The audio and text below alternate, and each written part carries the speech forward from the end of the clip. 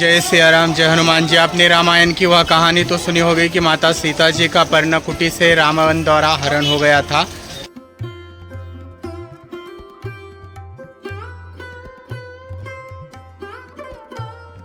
रामायण के अनुसार श्री राम जी, लक्ष्मण जी और माता सीता जी के साथ वनवास काल में चतुर्मास इसी स्थान पर पर्णकुटी बना के श्री राम जी, लक्ष्मण जी और सीता जी ने निवास किया। इसी पर्णकुटी में माता जी ने रावण को भिक्षा दान दिया था और इसी स्थान से सीता माता जी का हरण हुआ। यह भूमि सीता माता की दान भूमि है। सीता जी, राम जी और लक्ष्मण जी की श्वेत सफ़ेद पत्थर की प्रतिमाएं अर्थात मूर्तियां हैं और यहाँ वाइट कलर की, धवल कलर की, श्वेत कलर की होने के कारण यहाँ इस मंदिर को गोरे राम मंदिर कहा गया है। चलिए अंदर चलते हैं। सिया राम, जय हनुमान जी की। हमारे साथ है पर्णकुटी के पुजारी बाबा अरुण कुमार जी है, तो हमें इस पर्णकुटी के स्थान के बारे में जानकारी देंगे। नमस्कार सर। नमस्कार गुरु जी।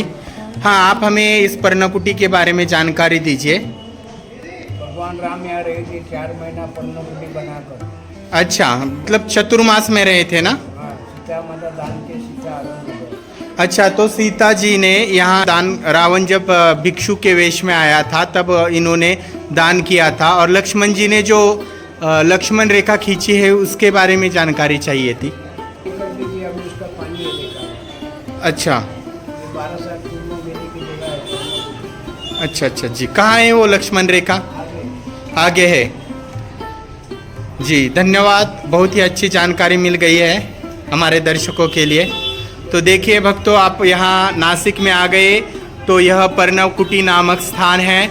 और देखिए यहाँ जैसे कालाराम मंदिर में कृष्ण पाषाण वर्ण की मूर्ति थी, वैसे ही यहाँ गोराराम में श्वेत पाषाण मूर्ति, जैसे मराठी में, हिंदी में सफ़ेद कलर जो होता है उसको गोरा बोलते हैं। तो यह पर्णकुटी है। और देखिए कितनी सुशोभित सीताराम और लक्ष्मण जी की मूर्तियां हैं।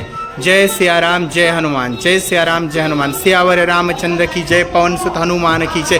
बचपन से वह स्थान देखना चाहता था जहां श्री राम और सीता जी, लक्ष्मण जी की जो पावन लीला है उन स्थानों को मैं देखना चाहता था। तो देखिए यह पर्णकुटी यानी यह स्थान हुआ है जहां सीता माता का, अभी सीता माता में भी 2 सीता माता है। एक प्रमुख सीता माता जी थी और दूसरी थी छाया सीता माता। तो ऐसा माना जाता है कि सीता माता जी का हरण करने से पहले प्रभु श्री रामचंद्र जी और सीता जी को पहले ही पता था कि उनका हरण होने वाला है। तो उन्होंने क्या किया था कि पूर्व काल की बात है, जब रावण अपने तपोबल के अहंकार में उन्मत्त होके घूम रहा था।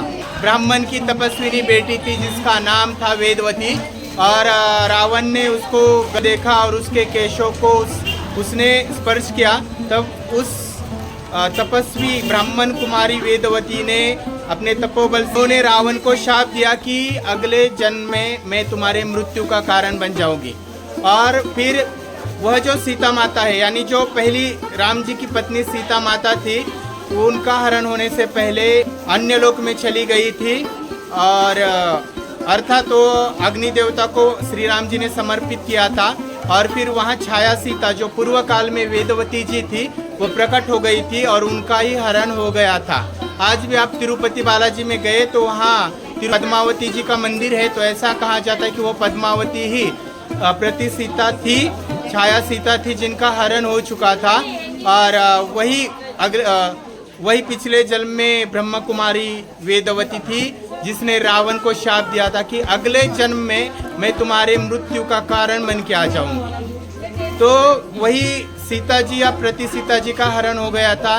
यही रामायण का वह प्रसिद्ध स्थान है। तो इसके आगे ही सीता हरण, सीता संसार प्रदर्शनी है। तो चलिए अंदर चलते हैं। तो देखिए यहाँ हनुमान जी का कितना सुंदर मंदिर है। छोटा सा है लेकिन बहुत ही सुंदर है।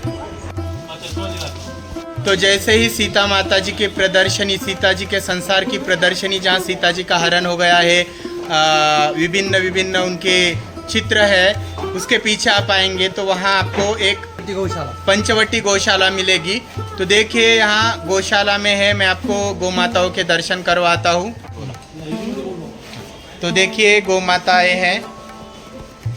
तो यहाँ जब भी आते हैं तो देखिए हिंदू धर्म में गौ माताओं के लिए गौ माता का दान करना या गौ माताओं को खाना दान करना बहुत ही पुण्य का कार्य माना गया है। तो आप भी दान कीजिए। तो हमारा अगला दर्शनीय स्थान है सीता गुम्फा। तो चलिए अंदर चलते हैं।